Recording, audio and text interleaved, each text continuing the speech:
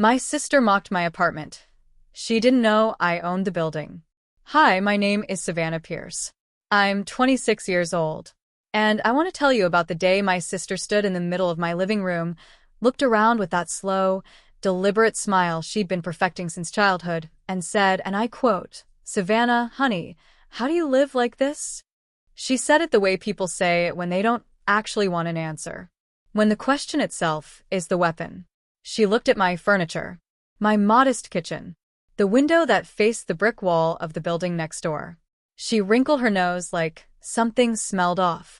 And then she laughed, that bright, musical laugh she saves for moments when she wants you to know she's winning. What she didn't know, what nobody in my family knew, was that I owned the building she was standing in. All 12 units. The whole thing. In my name. Purchased 18 months earlier with money I had quietly, carefully, patiently saved and invested over 6 years while my family watched and assumed I was struggling. She was mocking me inside my own property. And I smiled. I offered her tea. I said, "Yeah, it's small, but it works for me." And I waited. This is the story of how I got there. And what happened when my family finally found out. Let me tell you about the Pierce family because you need the full picture to understand any of what comes next. There were 4 of us. My dad, Robert, a commercial real estate broker who had built a comfortable life through sharp instincts and sharper networking. My mom, Diane, who had been beautiful and social and completely devoted to maintaining the family's image in our suburban Ohio community. My sister Brittany, 29, 3 years older than me, and the absolute undisputed center of our family's universe. And me. Brittany was everything my parents had wanted in a daughter. She was tall, polished, quick with a smile, and she had inherited my father's instinct for knowing which way the wind was blowing in any room. She married well, a man named Charles who came from money and made more of it in finance. They lived in a large house in a good neighborhood. They took vacations to places I'd seen in magazines. My mother talked about Brittany's life the way other people talk about television shows they love, enthusiastically, constantly, with complete emotional investment. And then there was me. I was quieter, less polished. I liked numbers, spreadsheets, projections, compound interest, the quiet mathematics of money growing over time. I wasn't the daughter who lit up dinner parties. I was the daughter who sat in the corner reading about index funds while Brittany held court at the center of every family gathering. My parents weren't cruel to me. I want to be fair about that. They weren't monsters. They just had a favorite, and the favorite wasn't me, and over 26 years that truth had settled into every corner of our family like dust, invisible until the light hit it just right. The favoritism showed up in small ways at first. Brittany's college was fully funded. Mine came with a "we'll help where we can" that translated to a partial contribution and a suggestion that I apply for scholarships, which I did, because I had no other choice. Brittany's wedding was a lavish affair my parents planned and paid for over 18 months. When I mentioned once, casually, not even seriously, that I might want to get married someday, my mother said, "Well, you'll probably want something simple, knowing you." Knowing me. As if she did. The dynamic that hurt the most wasn't my parents' favoritism. It was Brittany's enjoyment of it. Because Brittany knew. She had always known. And rather than feeling guilty about the disparity, she leaned into it with a kind of cheerful entitlement that I found breathtaking. She would reference my parents' support casually, almost generously, the way wealthy people sometimes mention money, as though she assumed everyone had the same access and simply made different choices. "Mom and Dad gave us the down payment on the house," she'd say. "You should ask them, Savannah. I'm sure they'd help you too." She knew they wouldn't. That's why she said it. I moved to Columbus at 22 for a position at a financial analysis firm. It was entry-level, it paid modestly, and it was the best decision I ever made. Not because of the job itself, though I was good at it and grew quickly, but because of what living alone and earning my own money taught me about myself. I was disciplined in a way I hadn't fully understood until I had to be. I lived below my means from the very first paycheck. Not miserably. I wasn't depriving myself, but deliberately. I tracked every dollar. I maxed my retirement contributions. I opened a brokerage account and started investing the moment I had anything to invest. I read everything I could find about real estate as an asset class because my father had built his career in commercial real estate and I had grown up listening to him talk about it at dinner, even when no one else was paying attention. I was paying attention. By 24, I had saved more than my family would have believed possible on my salary, largely because they had no idea what discipline actually looked like when it was quiet and consistent and unspectacular. Wealth that doesn't announce itself is invisible to people who only recognize wealth when it's loud. My family thought I was scraping by. I let them think it. I found the building through a contact at work, a 12-unit apartment building in a transitional Columbus neighborhood, priced below market because the owner was aging, tired, and wanted a clean sale. I had my financing in order. I had done my due diligence. I made an offer on a Tuesday, and it was accepted by Thursday. I moved into Unit 1, the smallest ground floor unit, 6 weeks after closing. It was modest. It had old fixtures and a window that faced the building next door. It was exactly the kind of place my family would look at and assume I was barely keeping my head above water. I kept it exactly that way.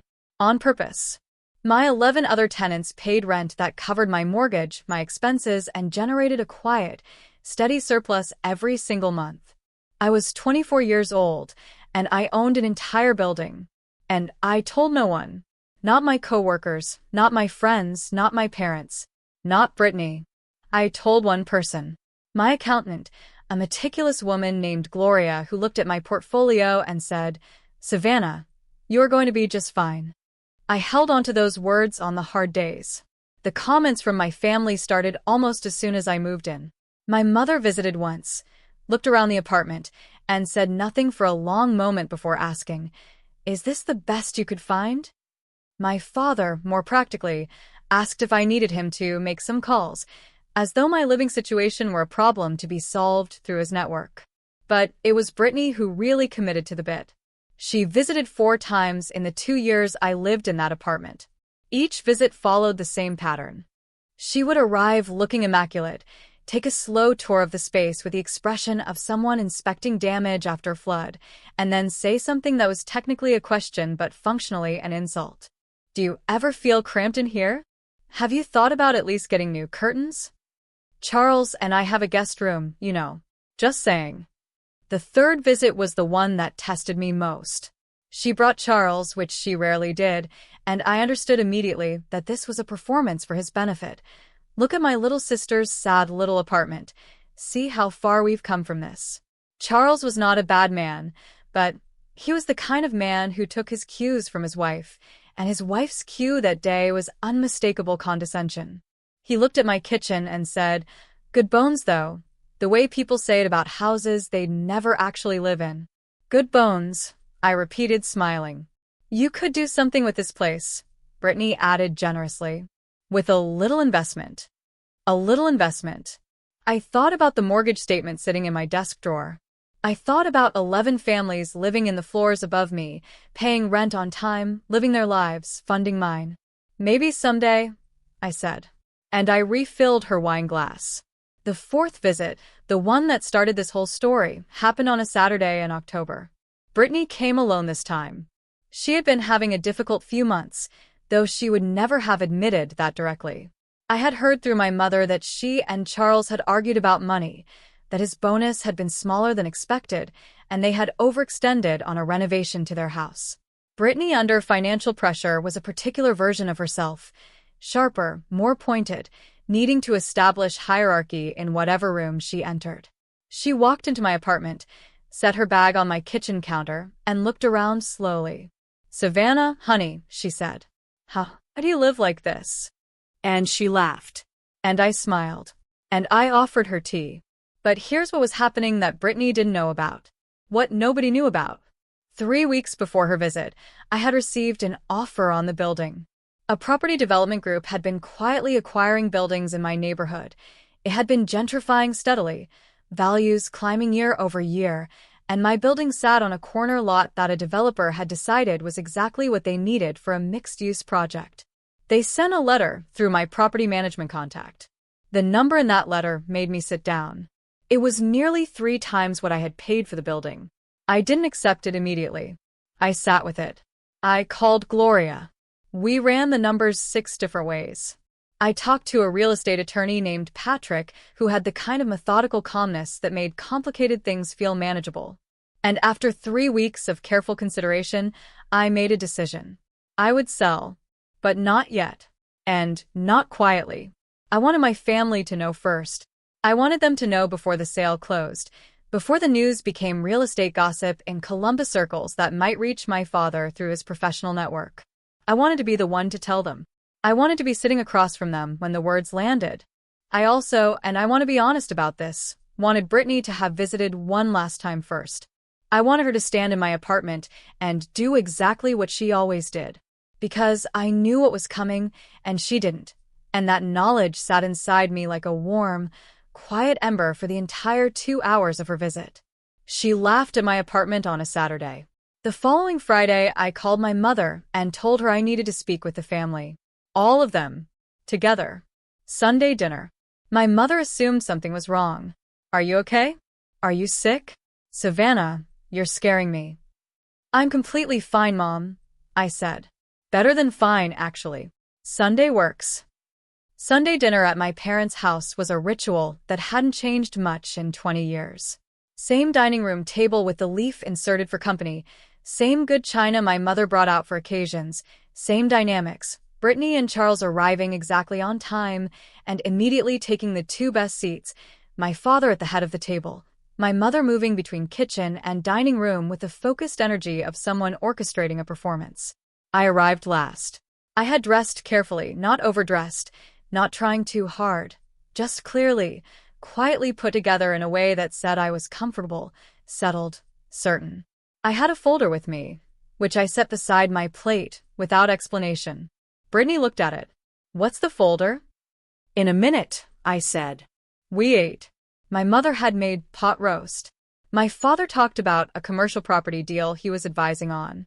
Charles talked about his firm. Brittany talked about their renovation. The kitchen was finally done.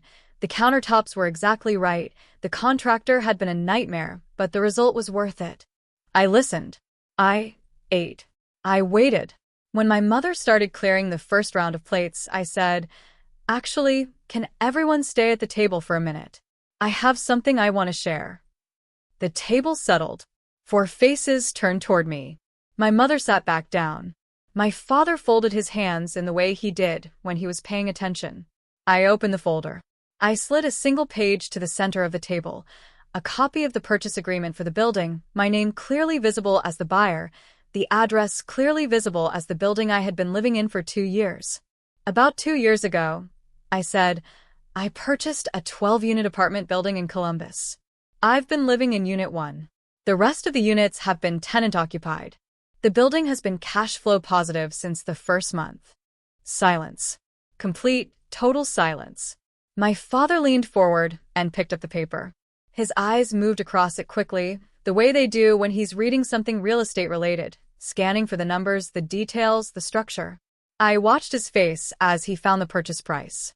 I watched something shift behind his eyes. Savannah, he said slowly. When did you? I was 24, I said. Brittany's hand came out, and she took the paper from my father. She read it. I watched her read it. I watched her face do something complicated. Confusion first, then a kind of recalibration, then something she was trying to control and couldn't quite manage. You own the building, she said. Flat. Not a question. I own the building, I confirmed. Or I did. I've accepted an offer to sell. It closes in 6 weeks. I slid a second page to the center of the table. The sale price. My mother made a sound. A small, involuntary sound. My father set down his fork. Charles stared at the number and said nothing. Brittany looked up from the page and looked at me. And for the first time in my memory, for the first time in 26 years of being her younger, quieter, less favored sister, I watched Brittany Pierce have absolutely nothing to say. But she started. Stopped. Started again. You never said anything. No, I agreed. I didn't. Why? My mother asked. Her voice was soft. Something in it I hadn't expected, not quite hurt, but something adjacent to it. I considered the question. I had rehearsed this moment many times in my head over the past 3 weeks. I had imagined saying sharp things, satisfying things. I had imagined a version of this where I laid out every comment, every condescending visit, every wrinkled nose and rhetorical question, and casually delivered insult. But sitting at that table, I found I didn't want to do that. Not because they didn't deserve it, but because I didn't need it. The page in the center of the table had already said everything that needed to be said. Because it was mine, I said simply. And I wasn't ready to share it yet. My father nodded slowly. Something in his nod told me he understood that, understood it in the way someone who has built things understands the need to protect them while they're still fragile. Brittany was quiet for a long moment. Then she said, in a voice that was smaller than I had ever heard from her, "That day I came over. Last month." I said. "I remember what you said," I told her. "I didn't know." "I know you didn't." Another silence. Then she said, "Savannah, I'm sorry." I looked at my sister. 30 years old, beautiful, usually so certain. Sitting at our parents' dining table, looking genuinely, uncomfortably small for the first time in her life. "I know," I said. And I meant it. I wasn't being cold. I was being honest. The sale closed 6 weeks later, on a Wednesday morning, in Patrick's conference room. I signed my name at the bottom of the final page and walked out into the November air with a cashier's check that represented 6 years of discipline, 3 years of patience, and every single quiet hour I had spent building something while everyone around me assumed I was falling behind. I stood on the sidewalk outside Patrick's building, and I called Gloria. It's done, I said. "Savannah," she said, "what are you going to do next?" I smiled. "Buy another one," I said. In the months after the sale, things in my family shifted, not dramatically, not all at once, but in the way that tectonic plates shift. Slowly, perceptibly, permanently. My father started calling me differently. Not more frequently, but differently, with a new quality of attention, asking real questions about what I was looking at next, offering his network, not as charity, but as collegial exchange. It was the first time in my life he had spoken to me like a peer. I won't pretend that didn't matter to me. It did. My mother was quieter about it. She had a harder time with it, I think, not because she was unkind, but because it required her to reckon with 26 years of assumptions she hadn't realized she was making. She called me one evening, about 2 months after the sale, and said, "I didn't see you clearly, Savannah. I want you to know that I know that." It wasn't a perfect apology, but it was a real one, and I accepted it. Brittany and I. That's the complicated one. She didn't become a different person overnight. She is still polished, still certain, still the woman who enters a room and immediately calculates her position in it. But the dynamic between us changed in a way that I think is permanent. She stopped making comments about my living situation. She stopped the rhetorical questions. And once, just once, about 4 months after that Sunday dinner, she called me from her car and talked for 40 minutes about a financial decision she and Charles were struggling with. She didn't ask for my advice outright. She just talked. At the end I said, "Have you thought about?" And she said, "Yes, tell me." That was new. That meant something. I'm sitting now in the office of my second property, a 16-unit building 2 miles from where the first one stood, purchased 4 months after the sale closed. The window here faces a small courtyard where 2 of my tenants have started a little community garden. There are tomato plants, a sunflower that has gotten spectacularly tall.